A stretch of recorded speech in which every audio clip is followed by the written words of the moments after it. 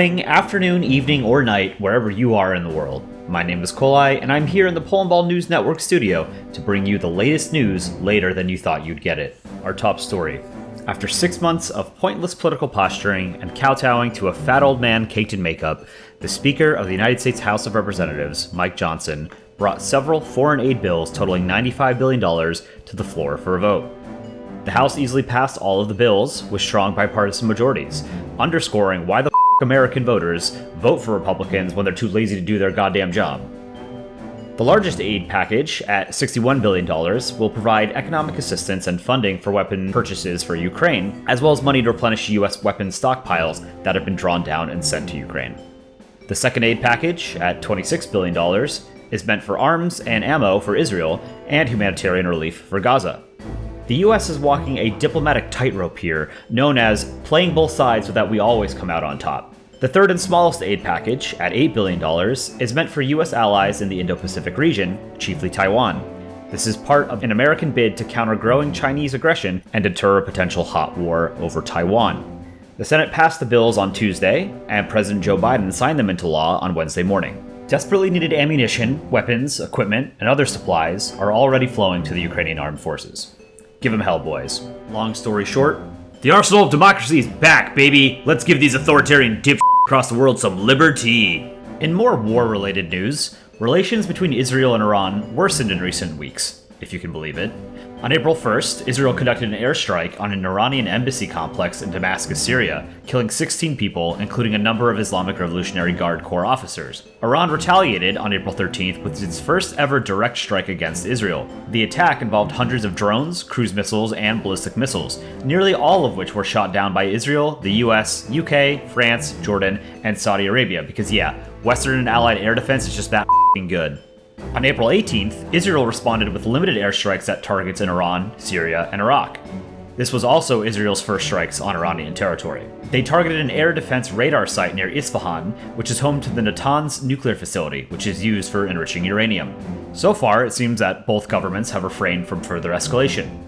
That's right, despite decades of inflammatory, warmongering, and genocidal rhetoric from both sides, Israel and Iran have decided that they didn't actually like their first taste of direct conflict and have reverted back to fighting through proxies and insulting each other online like Taylor Swift fans on Twitter and Instagram. Meanwhile, in Gaza, Israel and Hamas continue to kill each other. We'll be sure to let you know that they're still killing each other in our next 50 episodes as well. Earlier in April, Donald Trump became the first former US president put on criminal trial. Trump is charged with orchestrating a hush money payment to adult film actress Stormy Daniels to keep her from publicizing their affair during Trump's 2016 presidential campaign. This is, of course, just one of the many crimes Trump is accused of committing, though certainly not as serious as the times that he's been caught eating pizza with a fork. Come on, man, you're from New York. What the hell are you doing? On Friday, April 19th, a man lit himself on fire outside of the Manhattan courthouse where the trial is being held. The man posted online a rambling and incoherent manifesto that, among many other wild things, implied that the beloved TV show The Simpsons served the interests of organized crime. This news anchor will certainly agree that the decline in quality of The Simpsons past season 10 is downright criminal. We'll bring you more on Trump's crimes as he continues to commit them. In a game of knifey spoony gone wrong, an Australian man rampaged through a Sydney mall on April 13th, killing 6 and injuring 12 with a knife. A police inspector fatally shot the perpetrator in the chest, ending the attack. Our hearts go out to the victims and their families. Over the weekend, the internet and American news media ran wild after advanced copies of a book written by Republican Governor of South Dakota Kristi Noem included a story of her admitting to shooting her 14-month-old dog Cricket, claiming it was untrainable. Noem is widely believed to be a top contender for Donald Trump's running mate in November. Of course, that was before we learned that this crazy woman literally shoots puppies. Now the Republicans might dump Trump and run her for president instead.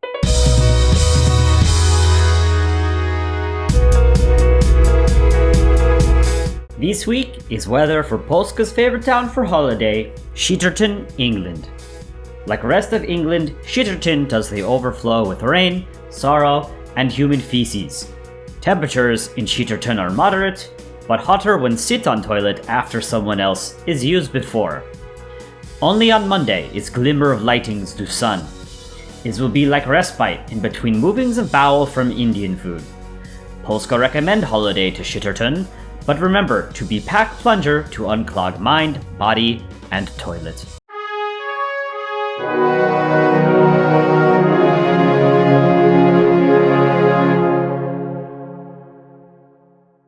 People across Mexico, the United States, and Canada got a taste of the end times as a mathematically predictable celestial event occurred right on schedule. Many annoyingly religious individuals took to Twitter to inform the rest of us that the total solar eclipse was God's punishment for gay marriage, abortion, and sending your child to college in the pursuit of knowledge and self-actualization.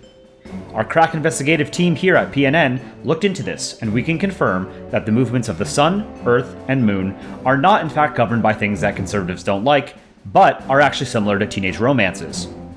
The next total solar eclipse will happen in 1 billion years. That's not right, so don't quote me on that. In what may be the most exciting space mission of the next several decades, NASA officially gave the green light to the $3.35 billion Dragonfly mission to Saturn's largest moon, Titan.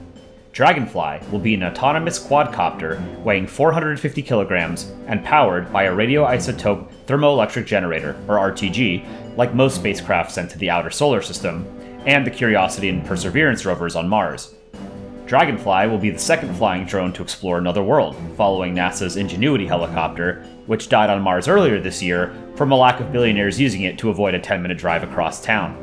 Titan is the second largest moon in the solar system, and the only moon with a substantial atmosphere. Its surface is rich in hydrocarbons, and is the only known celestial body other than Earth to have stable bodies of liquid on its surface. Due to its bone-chillingly cold temperature of 94 Kelvin, the liquid on its surface is not water, but liquid methane.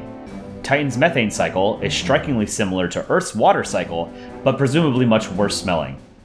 Dragonfly will explore Titan's prebiotic chemistry and extraterrestrial habitability, while also giving the uncurious on Earth an expensive science project to complain about, instead of wondering why their government doesn't appropriately tax billionaires like Elon Musk, who do nothing but post garbage online instead of actually working like the rest of us. Back to non-space news. O.J. Simpson is dead! Orenthal James Simpson, better known as O.J., or the Juice, died on April 10th at the age of 76.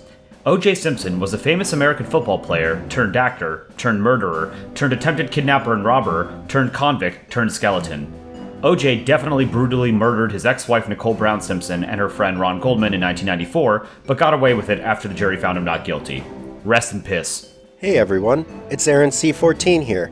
I have been let out of the gulag to give you guys some pretty cool news. Polandball Official has a brand new Discord now. Finding it hard to get your approval rights on the subreddit, but you still want to shitpost with Koleye, Dick Rhino, and myself? Well now, that's not a problem. We have created a load of channels to share art, discuss news, or, if you want, just banter about and have some fun. So what are you waiting for?